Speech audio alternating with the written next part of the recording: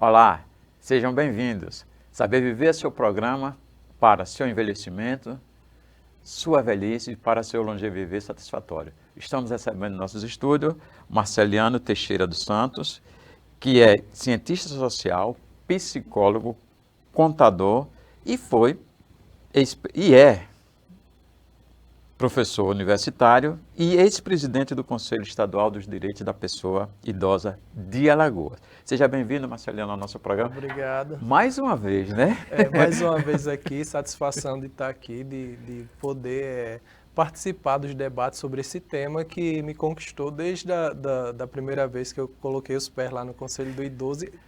Comecei a entender o que era a pessoa idosa, porque até então eu desconhecia toda a realidade da pessoa idosa. Muito obrigado, Marceliano, por suas palavras e por você estar aqui, mais uma vez. Diante dos seus conhecimentos e expertise adquirida, tanta experiência também no Conselho, como você analisa o idoso alagoano, principalmente o idoso maceuense? Aqui em Maceió a gente tem uma diferença do tratamento da pessoa idosa. Não só do tratamento, mas da realidade da pessoa idosa. Nós temos dois polos. Nós temos o idoso que tem condições financeiras e tem acesso a determinados serviços que são próprios da pessoa idosa. E a gente tem o idoso que não tem uma condição financeira tão boa, que geralmente vive na periferia e que fica excluído do acesso às necessidades de atendimento que uma pessoa idosa tem. Então, nós temos duas realidades diferentes. Mas mesmo para aquela pessoa idosa que tem condições financeiras, a quantidade de serviços oferecidos especializados para a pessoa da terceira idade ainda é restrito aqui em Maceió. Nós conhecemos a realidade de outras cidades mais desenvolvidas, inclusive no tratamento com a pessoa idosa. Falta muita educação para o tratar com a pessoa idosa, e Maceió ainda é muito carente nisso. As pessoas que lidam com a pessoa idosa ainda não têm esse preparo de saber lidar com a pessoa idosa. Então, aqui em Maceió, como eu falei, nós temos esses dois polos. O idoso que tem a condição financeira boa, ele vai ter o atendimento de um fisioterapeuta, de um psicólogo, de um terapeuta ocupacional. Ele vai ter um transporte particular que ele pode pagar, que atenda às suas necessidades, diferente do idoso que não tem uma condição financeira tão boa, onde o acesso a serviços de fisioterapia, de psicologia, terapia ocupacional e de transporte ainda é precário. Ô, Marceliano, ultimamente os jornais publicaram indicadores da qualidade de vida do alagoano e do maceuense com níveis bem diminutos. Esses indicadores e esses processos de qualidade de vida que são, vamos dizer assim, evidenciados pela sociedade, ele traz efeitos de reflexo para o segmento idoso? Traz. Essas pesquisas que medem a qualidade de vida para a pessoa idosa, elas são balizadoras para as políticas públicas que deveriam ser implementadas. Na época que eu estive no Conselho, nós tentamos fazer uma pesquisa especificamente para a situação da pessoa idosa de Maceió. E até para conseguir uma pesquisa específica nesse sentido é muito difícil, porque nem todos os institutos de pesquisas estão qualificados para fazer esse tipo de pesquisa. Então, na época, nós só encontramos uma instituição que já tinha feito um trabalho nesse sentido lá em São Paulo, e o trabalho foi muito bom. Entretanto, os custos de uma pesquisa dessa eram muito altos. Mesmo o Conselho tendo recursos dentro do Fundo Municipal da Pessoa Idosa, os custos, quando a gente foi avaliar o ganho que isso traria, acabou que nós optamos por não fazer essa pesquisa. Porque, para se ter uma ideia, o custo de uma pesquisa dessa é de mais de R$600 mil. A época já era R$600 mil. Então, nós priorizamos outras ações para a utilização de recursos do fundo, ao invés dessa pesquisa. Entretanto, a pesquisa é importante. É importante porque ela permite que você direcione as políticas, não só as políticas públicas, mas as políticas sociais direcionadas à pessoa idosa de uma forma mais efetiva, sabendo, tendo conhecimento da realidade efetiva da pessoa idosa aqui em Maceió. Porque a situação de uma pessoa idosa aqui em Maceió pode ser diferente de uma pessoa idosa lá em São Paulo. Pode ser não.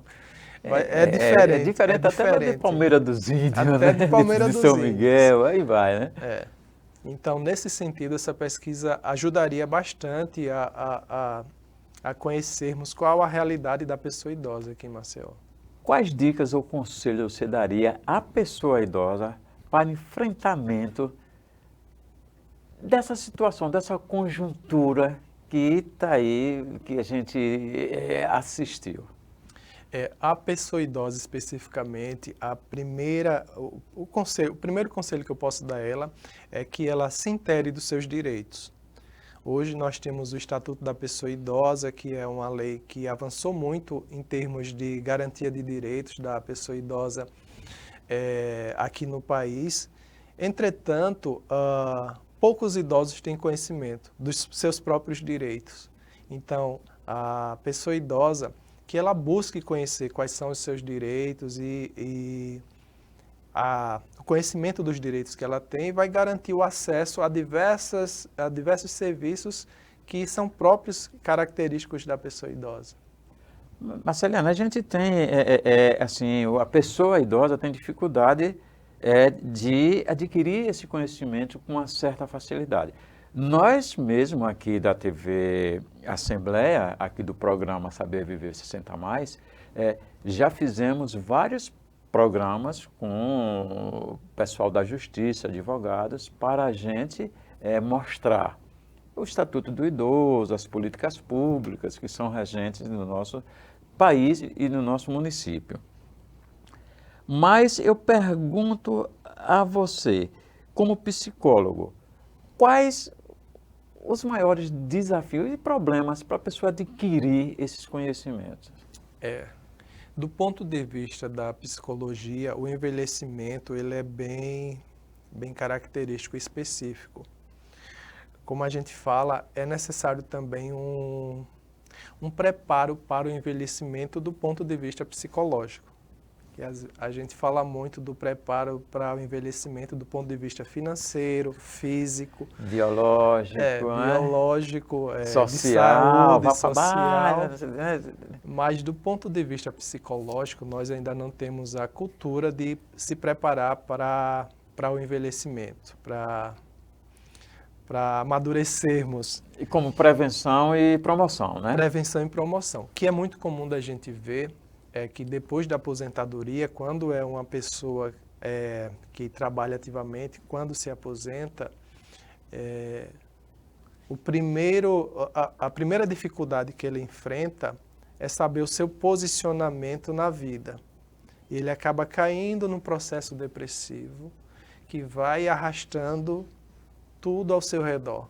Ele vai se sentindo desvalorizado, já que o valor que ele tinha enquanto pessoa era o do trabalho. Quando acaba o trabalho, ele se acha sem valor. Aquela frase, o trabalho dignifica o homem, na aposentadoria. Para na aposentadoria. E o que não é verdade, a pessoa idosa, ela tem uma grande sabedoria, um grande conhecimento acumulado que ela pode utilizar mesmo depois de se aposentar. Mesmo depois de se aposentar, ela tem o seu valor. Mas o idoso precisa descobrir isso e precisa se preparar para psicologicamente enfrentar essas dificuldades. E o que dignifica o envelhecimento saudável, ativo, produtivo, utilitário e funcional? É o conhecimento e a sabedoria, porque a vida é um ganho de conhecimento e de sabedoria. Então, a pessoa idosa é aquele que acumulou esse ganho durante todo esse tempo. Então, ele precisa saber utilizar esse ganho. em prol de si mesmo, em prol das pessoas que estão ao seu redor. Isso depois do processo de aposentadoria. Depois do processo de aposentadoria. Então, a pessoa idosa, ela precisa ter essa consciência de que ela pode colaborar com a família, pode colaborar com a sociedade, ela pode colaborar com seu entorno social, com sua comunidade, entende? Mas para isso é preciso que, além da pessoa idosa, tenha esse conhecimento, tenha essa disposição, Motivação. essa motivação, que a sociedade também compreenda esse valor. Porque hoje, na nossa cultura de valorização do novo, a pessoa idosa acaba ficando relegada a segundo plano. Então, o próprio ambiente familiar e social da pessoa idosa acaba colocando o idoso nessa posição de não ter mais valor, que não é verdade. Marceliano, mas também não tem uma meia-culpa nossa também, como pessoa envelhecida, pessoa que passa de 60 a mais, da gente se recolher para aquele apoio mais familiar devido a algumas consequências, né? Principalmente o homem, né? Que ele saiu muito, né? Deixou a família, quer dizer, pelo menos na minha geração. Aí não passa dessa meia-culpa nossa de quando a gente se aposenta, de pensamentos persistentes. Se aposentou, tem de descansar. Aposentou.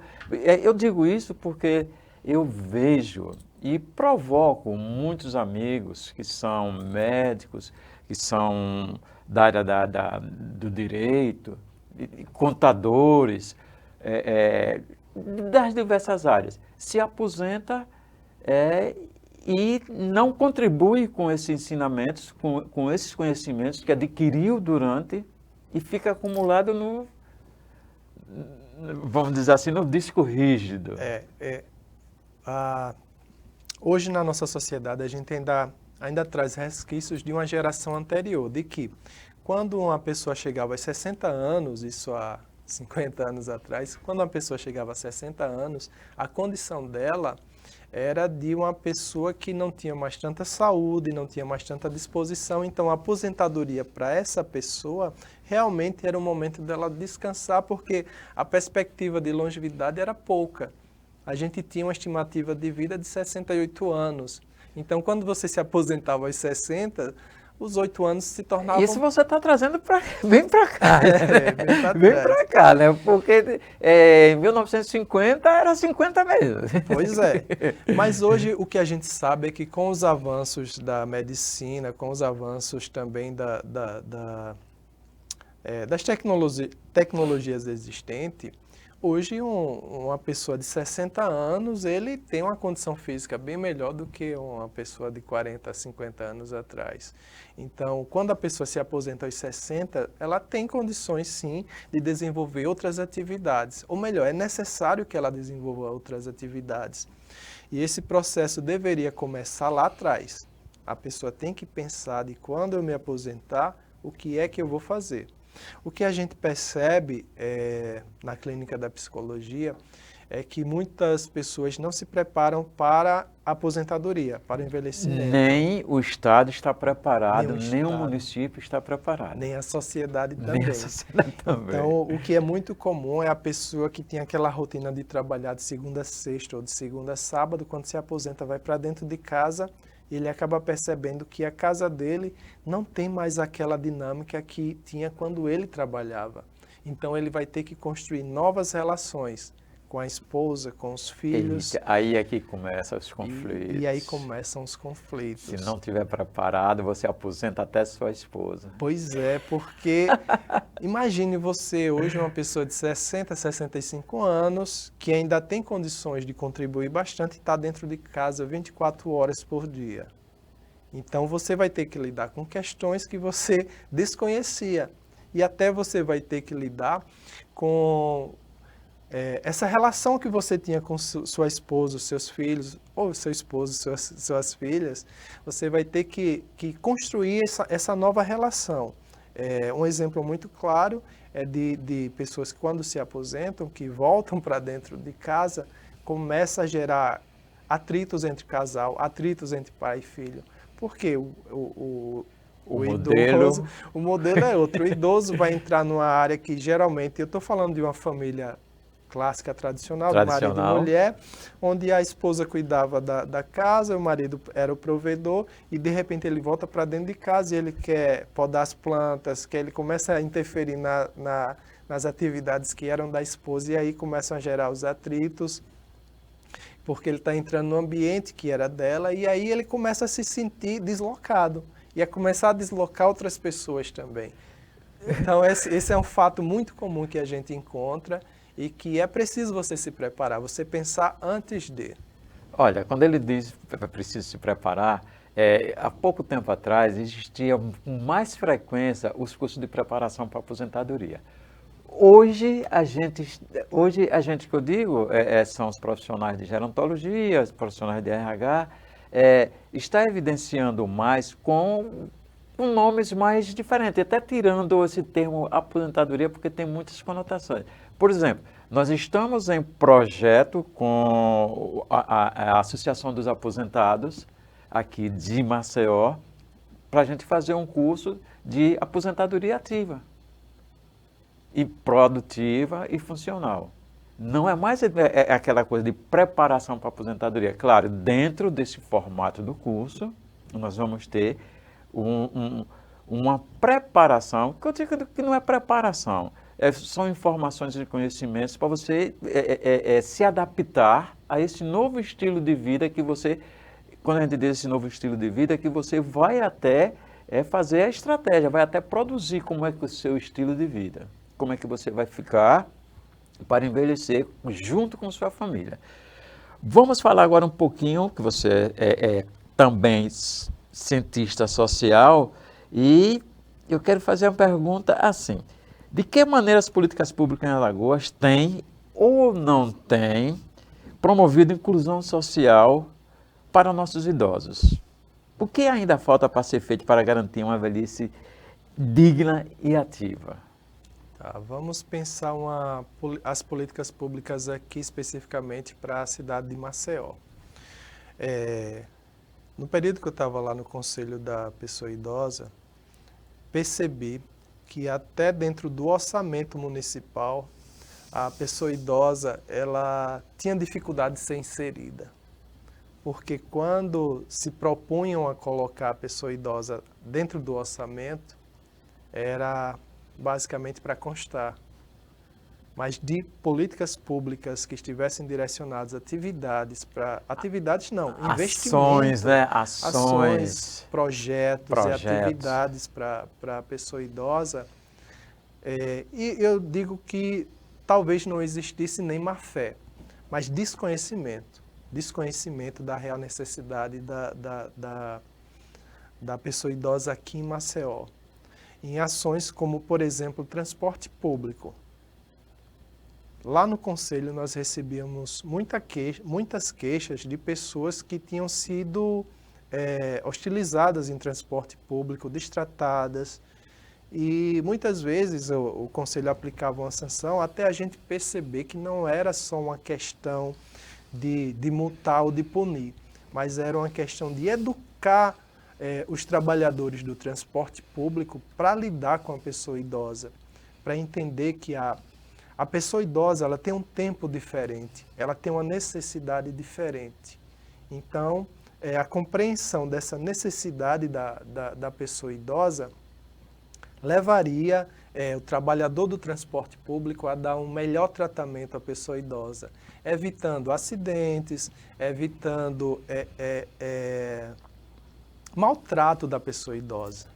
Falta de empatia, vamos dizer assim. Falta de empatia, é falta verdade, de empatia. A palavra é essa. Falta de empatia. Eu digo a você porque eu passei uma situação o mês passado com a empresa de comunicação celular, que eu simplesmente disse ao rapaz que ele estava com distrato com a pessoa, não foi nem comigo, eu estava vizinho, ele atendendo a um idoso de 80 anos. Eu não gostei, falei com ele. Ele disse: eu estou atendendo mal. Eu disse: epa, atender mal é uma coisa, falta de empatia é outra. Que eles não entendem, porque eles recebem ensinamentos de como tratar bem para a empresa ganhar dinheiro. Verdade. Não é como tratar bem com empatia para a empresa ganhar o seu cliente. Que são coisas diferentes. É E verdade. principalmente a pessoa idosa que o Pessoa trata, idosa. como você disse, tem de ser diferenciado, tem de ser mais humanizado. É como você vê uma pessoa idosa como um parente seu tio, que você tem uma certa reverência com ele, um certo carinho mais com ele. É. Mas pode continuar aqui, desculpa. Vamos lá, então, se a gente pensar que a preparação para a terceira idade, para o envelhecimento, ele tem que começar antes, então, nós, enquanto estamos envelhecendo, devemos imaginar como queremos ser tratados lá, quando chegar lá na terceira idade. Então, a forma como eu trato as pessoas, como eu olho as pessoas que estão na terceira idade, é que vai direcionar o caminho para o meu próprio envelhecimento. Então, eu tenho que plantar isso lá atrás, no tratamento com os filhos, com os netos, entendendo que lá na frente eu vou precisar dessas pessoas para o meu convívio, para a minha acomodação. Então, comece a se preparar para o envelhecimento desde cedo. Plante lá atrás o que você quer colher enquanto pessoa idosa, no tratamento que você dá seus filhos, seus netos, e você certamente vai ser tratado da forma como você tratou. Então, é uma relação que começa muito cedo, a do envelhecimento, começa lá atrás. Ô Marceliano, há uma percepção de que o envelhecimento tem mudado entre os idosos de Alagoas e também de Maceió, um pouco mais tem ao longo dos anos. Claro, tende a evoluir. O que essa mudança revela sobre as condições sociais e culturais da nossa região?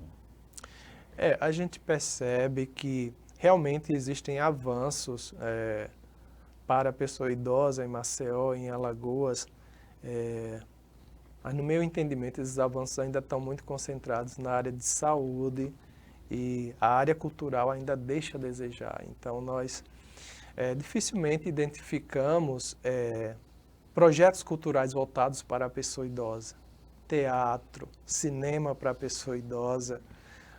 No Conselho do Idoso nós fizemos o Dia do Cine Vovó. Como era o Dia do Cine Vovó? Juntar os grupos de convivência de idosos que já existiam, provavelmente nos CRAs, basicamente nos CRAs, e levar para um dia de cinema, com direito a pipoca, refrigerante. E a gente se deparou com a situação de que muitos idosos nunca tinham ido no cinema. Nunca tinham ido no cinema. Então, você chegar aos 70, 75 anos sem nunca ter ido ao cinema, faz nós da sociedade nos questionar o porquê. E quando conversava com esses idosos, a gente entendia que é como se determinados programas culturais ou sociais não fossem destinados para a pessoa idosa. E isso era um processo natural, não era um processo de má fé. Então, geralmente vai o pai com o filho para o cinema e tal, mas dificilmente alguém tem a ideia de levar um idoso para o cinema. Então, principalmente os idosos de baixa renda que convivem com essa ausência de programas culturais mais especificamente, era muito triste você ver que a pessoa idosa ela fica impedida de ter acesso a programas culturais que, em tese, são programas básicos para qualquer cidadão, como um cinema. Em sua opinião, quais os principais fatores culturais que contribuem para a exclusão e invisibilidade dos idosos? É a desvalorização da pessoa idosa, no contexto como um todo. Como eu falei, nós estamos numa sociedade de valorização do novo. Então, as pessoas valorizam carro novo, a novinha, o novinho, e isso vai entranhando na cultura social e a gente vai acaba aqui por desvalorizar aquilo que eu não gosto de usar a palavra velho, mas aquilo que ao longo do tempo já não tem mais a mesma beleza, a mesma utilidade que tinha antes. Isso do ponto de vista da cultura atual, porque imaginar que uma pessoa idosa não tem beleza e não tem utilidade, isso é um demérito, porque a utilidade e a beleza que a pessoa idosa tem é o que precisa ser valorizada nas suas especificidades. Então, essa cultura de valorização do novo, ela tem colocado a pessoa idosa numa situação de exclusão, até de marginalidade. Então, tudo isso vai isolando a pessoa idosa. Isso tem reflexos não só do ponto de vista social, mas também do ponto de vista psicológico. E a gente vai baixando a autoestima da pessoa idosa, ao ponto dela acreditar realmente que ela é aquilo que a sociedade prega. E é por isso que é muito comum ver entre os idosos a depressão, o transtorno depressivo, e que acaba até ocasionando o falecimento precoce. A depressão é um transtorno psicológico que acaba por detonar outras doenças físicas. Então, se a gente imaginar que a pessoa idosa é tratada de forma valorizada, de forma a contribuir com o papel familiar e social, isso também pode contribuir com a longevidade dela. Olhando o outro lado, isso pode decorrer uma situação de um suicídio, vamos dizer assim, lento. Sim, sim. Logo que nós estamos perto, né, do Setembro Amarelo, né? Vamos adiantar um pouquinho. O mês de prevenção ao suicídio. Quando a gente fala em suicídio, a gente imagina logo aquela pessoa que tira a vida de forma abrupta, né? Mas existem formas de suicídio que são indiretas.